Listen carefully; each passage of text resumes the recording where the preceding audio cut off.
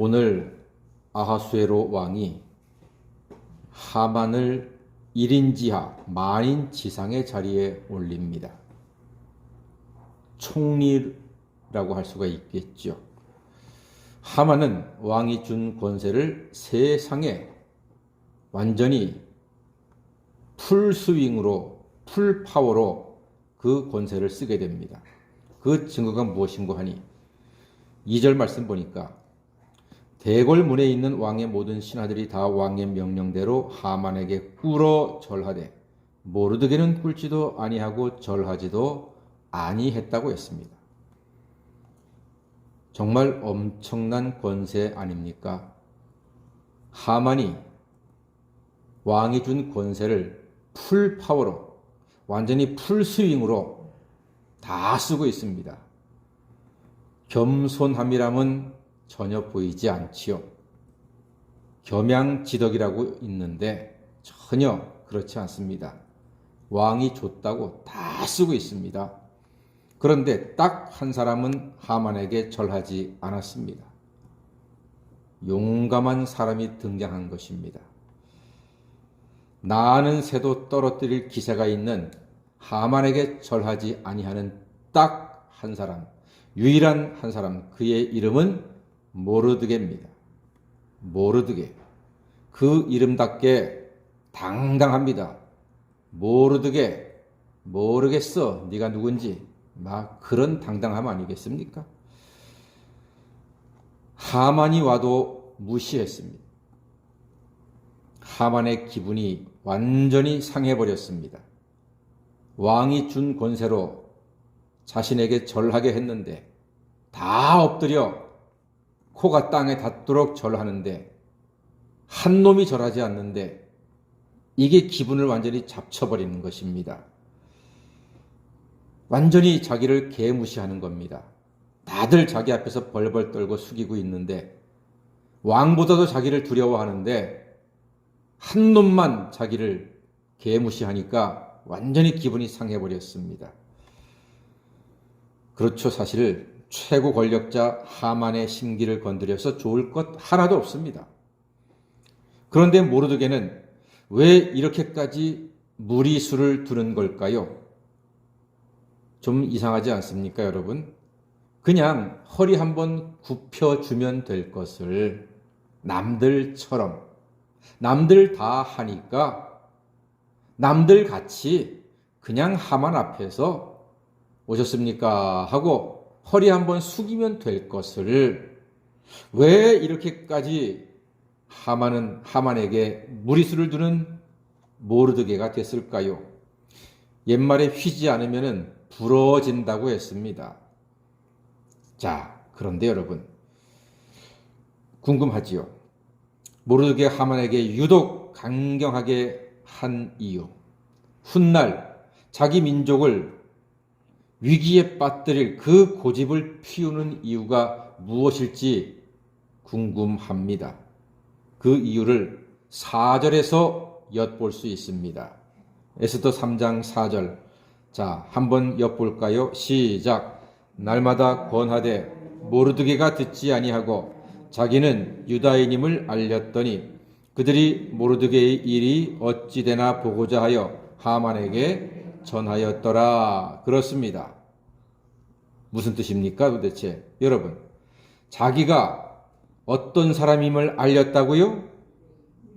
유대인임을 알렸다고 성경이 기록하고 있습니다. 요 한마디가 모르드게가 남들 다 절하는데 끝까지 절하지 아니한 핵심적인 이유가 있습니다. 여러분, 유대인은 어떤 신을 섬깁니까? 하나님을 섬깁니다.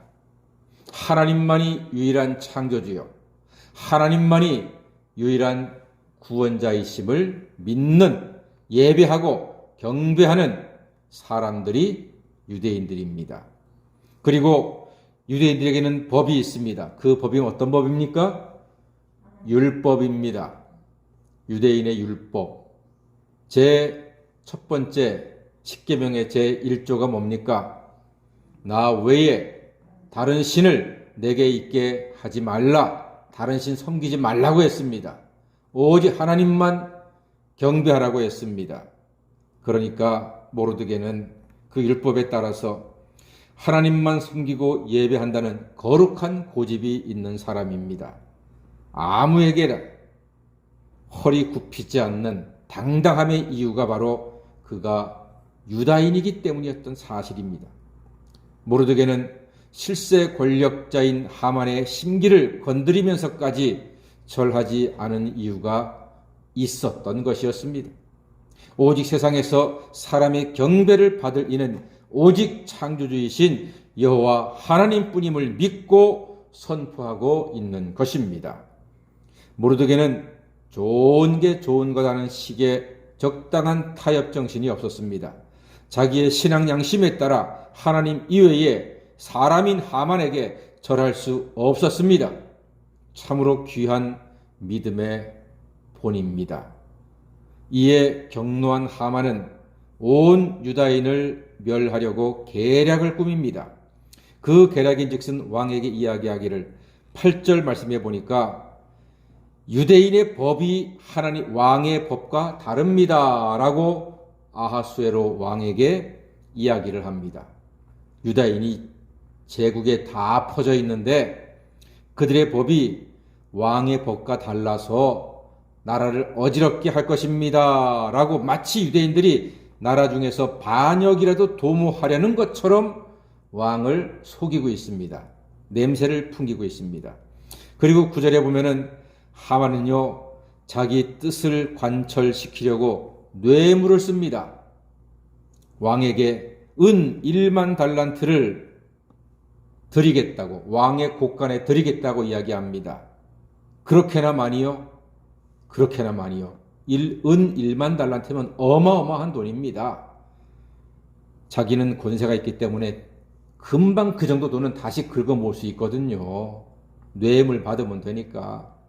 그러니까 왕의 마음을 사서 유대인을 죽이기 위해서 이렇게 지금 돈까지 쓰고 있는 것입니다. 이에 왕이 대답이 뭡니까? 10절, 11절 말씀 한번 읽어볼까요?